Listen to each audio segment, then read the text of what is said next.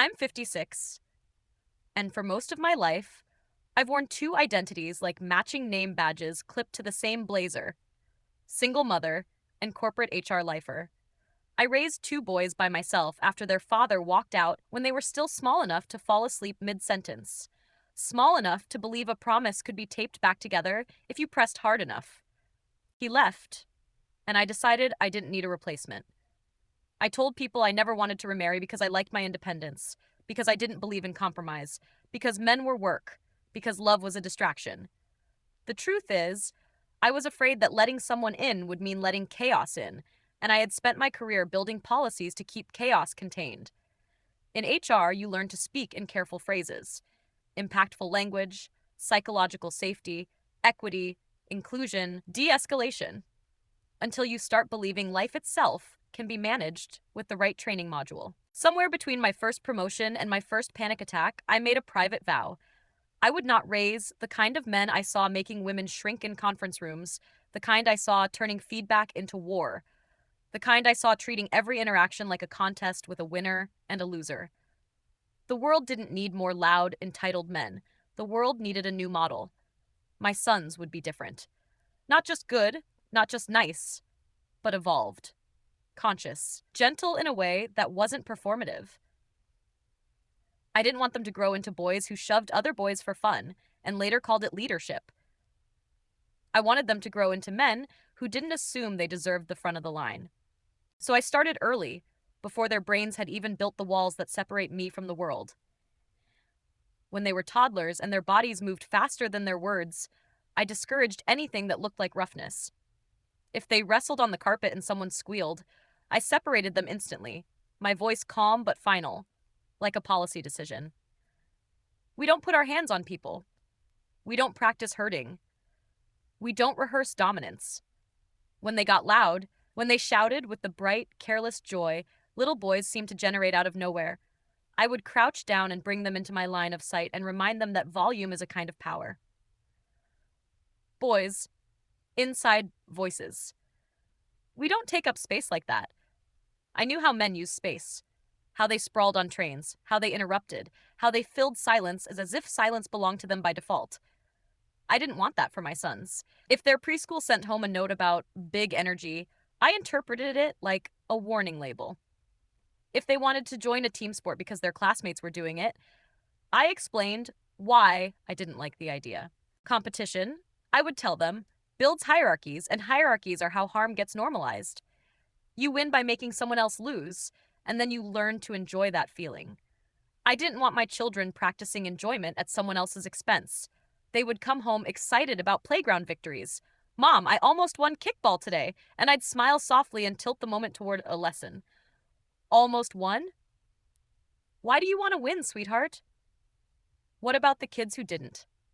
How do you think they felt when the ball rolled past them and everyone cheered for someone else? I would watch their smiles falter, that little confusion settling in like a cloud, and I would feel a rush of satisfaction that I'd redirected them toward empathy. It felt like parenting with precision. Catch the instinct, label it, reshape it. When Marcus, my oldest, got into a fight in third grade because another boy shoved him, the school called me to the principal's office. Marcus sat there red-faced and trembling, insisting the other child started it, and I listened without letting the story soften me. I told him he had more responsibility than other boys because he was being raised to be better. Fighting is never okay. You always have a choice. You walk away. He pleaded. But Mom, he pushed me first, and I replied with the certainty I carried like armor. Then you should apologize for being in his way. 2 weeks grounded. The other boy got 3 days, and I didn't care. My son was my project, my duty, my proof. Devin, younger by a couple years, watched all of this with wide eyes, and I knew the lesson would sink in twice as deep because it wasn't just spoken, it was enforced. I curated their world the way I curated workplace culture initiatives. Remove triggers, reinforce desired behavior, limit exposure to corrosive norms. No video games with guns. No movies where men solved feelings with fists. If they begged to watch something their friends talked about, I previewed it first like a content auditor. Too much glorified aggression? Not in my house. Their bedroom was designed like a refuge from what I believed was a violent culture. Calm colors, educational toys, books about emotions and cooperation, posters with feeling faces, journals with prompts like, "What made you proud today?" When neighborhood boys came over and tried to play war, I intervened immediately. "In this house, we don't play war. In this house, we don't pretend to kill. We don't normalize violence as fun." Slowly, the invitations stopped. Those kids stopped knocking. And I told myself it was fine because I didn't want those influences anyway. Their mothers, I thought, were feeding them the same old poison and calling it boys being boys. My sons would be different, and if that meant they were lonely for a while, I framed it as growing pains. Middle school arrived like it does for everyone. Sudden, awkward, a shifting of gravity. My boys struggled socially, and I interpreted their isolation as a sign they were resisting toxic norms, a noble discomfort. Then Marcus came home one day bright-eyed, saying he'd joined the debate team. My stomach tightened. Debate was verbal conquest, dressed up as academics. "Sweetheart," I said carefully, "debate is basically intellectual combat. It trains you to win by overpowering someone else's ideas. That's not healthy." He insisted he liked it, that he was good at organizing arguments, that he enjoyed the rush of thinking on his feet. And I heard danger in his joy, like a spark that could become a fire. That's exactly the problem. I told him, "Why do you need to argue? Why can't you just listen and validate?" I made him quit. He went silent for days, the kind of silence that feels like an accusation even when no words are spoken. Eventually, he apologized, because that's what I had trained him to do.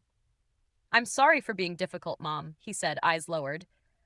Devin wanted to try out for basketball, and I shut it down with a speech he was too young to fully understand, but old enough to absorb. "Sports culture teaches entitlement," I said. "It teaches men that their bodies can collide and it's celebrated. It creates a pipeline of aggression. Do you want to be part of that?" He blinked, confused, and then nodded, because compliance was the safest language in our home. High school was my chance to polish them into the men I believed the world needed. I steered their classes, their extracurriculars, their reading lists.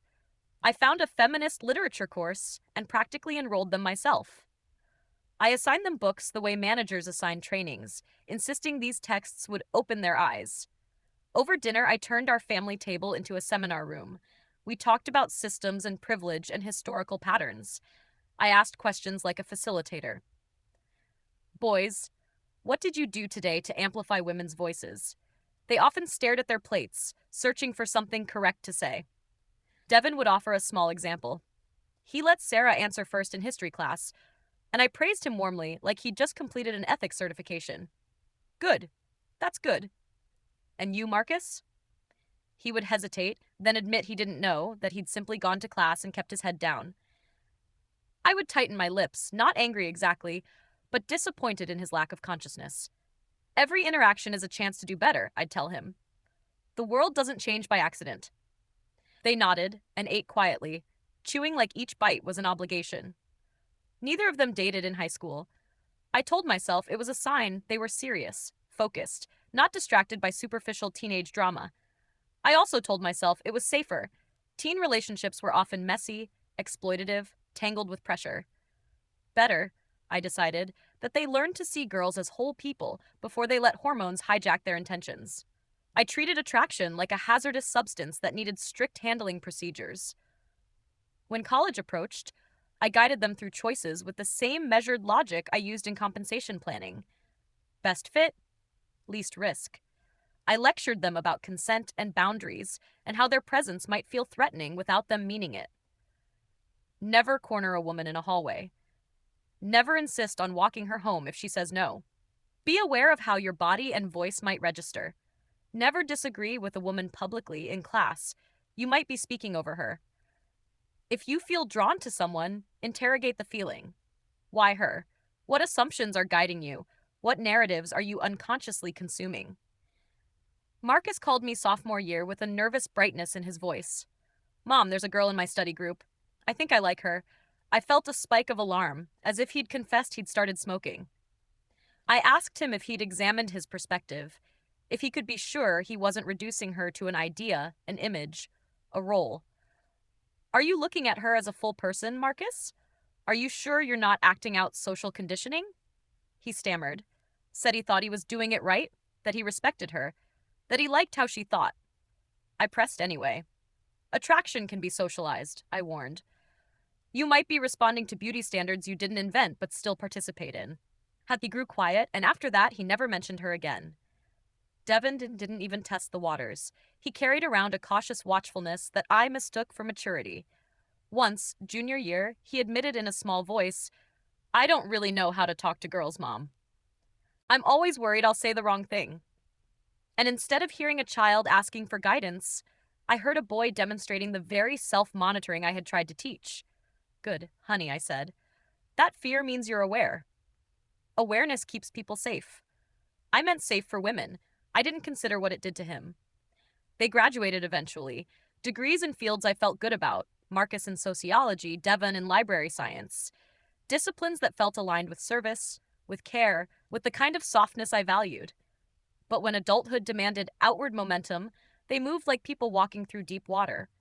The job market was hard, yes, but something else kept happening in interview after interview, something I first dismissed as bad luck. Marcus went to a nonprofit interview and came home hollow-eyed. The interviewer was a woman, he told me, and I tried to let her guide the conversation. I didn't want to dominate. I nodded, proud.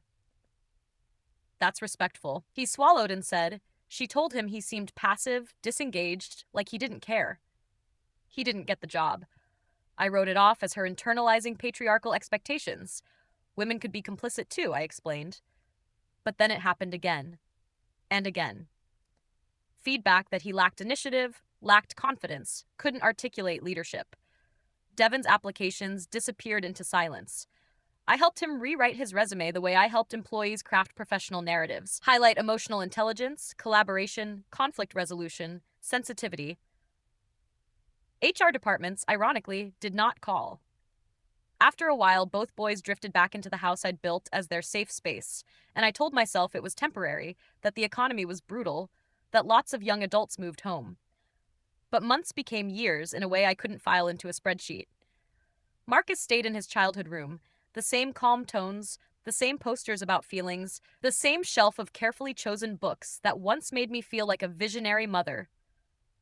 Devon never truly left. He attempted a few part-time jobs, quit quickly when supervisors expected assertiveness or speed or some kind of self-promotion that made him visibly uncomfortable. Time did what time does. It kept moving, indifferent, and suddenly my sons were 30. 30. Men in age, boys in posture, like plants kept in too small pots. Last week I saw a management opening and suggested Marcus apply, thinking maybe maturity would finally translate into forward motion. He looked at me like I'd proposed a crime. Mom, managing people means having authority over them, he said. You told me authority was oppression. You told me hierarchy harms people. I opened my mouth and realized I had no clean answer. In the workplace, I tried to say, it's different. It's necessary. He tilted his head. So is it wrong or not? I didn't know how to reconcile my theories with the reality that rent requires income, and income often requires confidence. Devon stopped leaving the house. He ordered everything online. One afternoon, I tried to coax him out gently, go for a walk, meet people, join something, and he stared at me with a bleak calm. Meet people where, Mom? You told me groups of men turn into mobs. You told me male friendships tend to become exclusionary. You told me it's problematic. I don't have friends. I don't even know how to make them. Something inside me cracked. A quiet splintering I tried to ignore by focusing on chores, on the next meal, on the next conversation where I could steer them back toward progress. But that night, Marcus asked me to come to his room. He almost never asked me for anything anymore. He existed like a ghost in the hallway. I walked in and the smell of stale air hit me, and I saw him sitting on the bed he'd outgrown years ago, shoulders rounded, face unshaven, eyes tired. Mom, I need to tell you something, he said, and my heart started beating too fast, because the tone wasn't casual. He told me he'd been thinking a lot, that he'd been in therapy. I didn't even know he was in therapy. My reflex was to praise him. Therapy was healthy. Everyone could benefit. But he lifted a hand and said, "Let me finish." I froze. He had never cut me off before. Never. My therapist asked me to trace back where things started. He continued. The social anxiety. the fear of speaking, the panic I feel when I have to advocate for myself. I began to protest, already defensive, but he looked directly at me and said, "It all comes back to you." The sentence landed like a slap, not loud, but sharp enough to make my skin sting. He said everything I taught him about being male, about being inherently dangerous, about needing to apologize for existing, about wanting things being selfish, about asserting himself being aggression, had wired him into paralysis. I told myself I was teaching you respect. I started, but his face crumpled and tears spilled out, and he said, "You were teaching me to hate myself." I couldn't remember the last time I'd seen him cry, not since he was small enough to climb into my lap. "I can't get a job because I can't sell myself without feeling like I'm doing something wrong," he said. "I can't make friends because I'm terrified that initiating contact is imposing. I've never had a relationship because you taught me that my attraction is predatory." That's not what I. "Yes, it is, Mom," he interrupted, voice shaking. "That's exactly what you taught me. Devin and I have talked about it. He feels it too." And then Devin appeared in the doorway like a second witness, eyes rimmed red, shoulders hunched in the way both my sons had learned to shrink. There they were, both 30, looking at me with something worse than anger. Disillusionment, the kind that drains color from the room. Devin spoke softly, like he was afraid volume itself might be violence. "I saw a woman at the grocery store last month," he said. "She was struggling with her bags. I wanted to help her, but I froze. I just stood there. I watched her struggle because I could hear your voice in my head telling me that helping is patronizing, that offering assistance assumes weakness, that my presence might scare her. I whispered that I was teaching them to respect women, but Devin shook his head slowly. "You taught us we were the problem," he said. "You taught us that being male meant being flawed by default. Do you know what it does to a kid to grow up believing he's defective just for existing?" Marcus wiped his face and kept going, words spilling faster now, like a dam finally broke. "I'm 30 years old," he said. "I've never kept a job longer than a few months. I've never been on a real date. I have no friends. I live in the room you designed for me when I was 5, and it's your fault. Your fault." The phrase echoed in my skull, clashing with every story I'd told myself about sacrifice and love. I tried to explain that I was protecting them from becoming harmful men, but Marcus snapped. Protecting us from being functional? From being able to build a life? Devin slid down the wall and sat on the floor like his legs couldn't hold him anymore. "There was this guy at the library years ago," he said, "back when I volunteered. He tried to be my friend. He invited me places. I always said no." "Why?" "Because you told me male friendships are often exclusionary and that it's suspect when men bond." He stopped asking eventually. "I could have had a friend, Mom. Maybe more through him. But your voice was in my head, turning everything into a risk assessment." Marcus nodded, jaw tight. "You taught us to defer in every situation," he said. "To step back, to apologize, to let everyone else go first. At work, I never shared ideas unless I was asked directly. I always apologized when there was conflict, even if I didn't cause it. Do you know what happened?" I shook my head, numb. "I got walked over. By men and by women. Because that's what happens when you train someone to believe asserting a boundary is aggression. The world doesn't reward constant self-erasure," he said. "It punishes it." I felt sick, because I remembered telling them, over and over, that the best men make themselves smaller so women can be heard. I didn't think about a workplace where being small gets you overlooked, or a friendship where being small makes you invisible, or a relationship where being small reads as indifference. Devin lifted his head from his knees and said in a shaky voice, "I went on one date 5 years ago. The admission stunned me. I hadn't known. A woman from an online forum," he continued. "We met for coffee. I let her pick everything. The place, the time, where we sat. I asked questions and listened because I didn't want to dominate. I watched my tone, my gestures, my posture. I tried to do everything right. I started to say that sounded considerate, but he flinched like the compliment hurt. She told her friend I was boring," he said, "that I had no personality, that I seemed like I didn't even want to be there." Silence filled the room, thick as wool. "I wanted to be there, Mom," Devin whispered. "I just didn't know how to be there, because what you taught me and what people actually respond to are not the same. Tears rose in my throat, and I swallowed them. Because in my family, tears had always meant a lesson was coming, and I didn't know what lesson I could offer now. I asked, voice breaking, I was trying to protect you. And Marcus cut in. Protect us from what? What were you trying to protect us from becoming? I had 1,000 answers. Aggressive, entitled, dangerous, dismissive. But none of them fit the two men in front of me. Two men who could barely order food without apologizing. Marcus stood up, suddenly towering, and I realized with a jolt that my child had become an adult while I was busy training him to stay harmless. He said, I talked to Dad. My stomach dropped. Their father was a shadow in our house. A cautionary story I used to illustrate everything I didn't want. You what? I asked, betrayed, as if he'd committed treason. Marcus said he found him online and they'd been talking for months. He has a life, Mom, Marcus said, almost incredulous. A wife, kids, a business, friends. He asked about us. I told him what our lives are like. Do you know what he said? I didn't want to hear it, and yet I did. Marcus swallowed hard. He said, You probably meant well, but it sounds like you crippled them. Crippled. The word was brutal, old-fashioned, unforgiving. I flinched. He has no right, I began, but Marcus shook his head. He asked me what I want, Marcus said. Like, what I actually want. And I didn't know how to answer because you taught me that wanting things is entitlement. Devon stood up too, and for a second I saw them not as my boys, but as two exhausted men who had finally turned toward the one person who shaped them most. Then Marcus said, We're going to stay with him for a while. My heart stopped. What? I whispered. He has a guest house, Marcus said. He says we can stay there. He knows people. He says he's going to help us get jobs, help us learn how to exist. I felt panic surge, the instinct to tighten my grip, to remind them who I was, what I'd done. You can't just leave, I said. I'm your mother. Everything I did was for you. Devon's eyes filled, and he said softly, You did it for yourself, Mom. You did it because you needed to be right. You needed us to prove your worldview. We were your experiment. And it didn't work. Marcus moved toward the doorway, and Devon followed, pausing only once to look back at me with a sadness that felt like condemnation.